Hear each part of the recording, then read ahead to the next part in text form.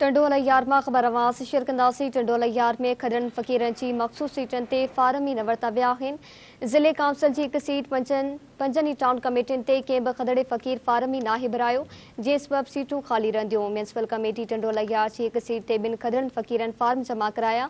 ज़िले काउंसिल जी हिकु सीट ते कंहिं बि खदड़े फ़क़ीर फार्म नाहे भरायो। Town committee Chambar town committee, Sanjarchang town committee, Sultanabad town committee, Nasarpur town committee, Pyarolund जे खदड़नि फ़क़ीरनि जी हिकु सीट ते कंहिं बि खदड़े फ़क़ीर फार्म नाहे भरायो।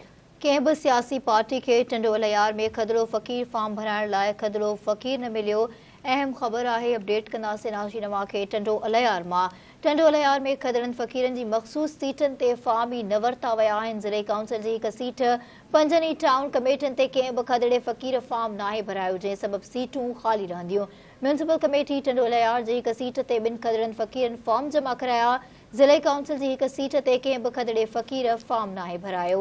Town committee Chambar town committee, Sanjarchang town committee, Sultanabad town committee, Nasarpur town committee, Pyarolund जे खदड़नि फ़क़ीरनि हिकु सीट ते कंहिं बि खदड़े फ़क़ीर फार्म नाहे भरायो। कंहिं बि सियासी पार्टी खे टंडोल अयार में खदड़ो फ़क़ीर फार्म भरण लाइ खदड़ो फ़क़ीर न मिलियो। तफ़सील मालूम कंदासीं। टेलीफोन लाइन ते मौजूदु आहे धरती टीवी न्यूज़ रिपोर्टर इम्तियाज़ ख़ासकेली। जी इम्तियाज़, छा अपडेट्स आहिनि? जी बिल्कुल तव्हांखे ॿुधाईंदो हलां त टंडोल अयार में खदड़नि फ़क़ीरनि जी मख़सूस सीटुनि ते फारम ई न वरिता विया आहिनि। ज़िले काउंसिल जी हिकु सीट पंजनि टाउन कमेटियुनि ते कंहिं बि खदड़े फ़क़ीर जेको तो फारम न भरायो आहे।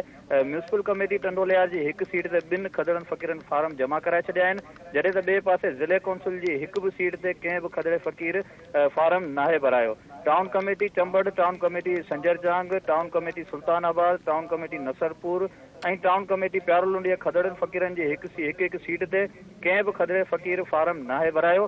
कंहिं बि सियासी पार्टी खे टंडोल अयार में खदड़ो फ़क़ीर फारम भराइण लाइ न मिली सघियो आहे। जी इम्तियाज़, तव्हां जी वॾी महिरबानी अपडेट करण लाइ।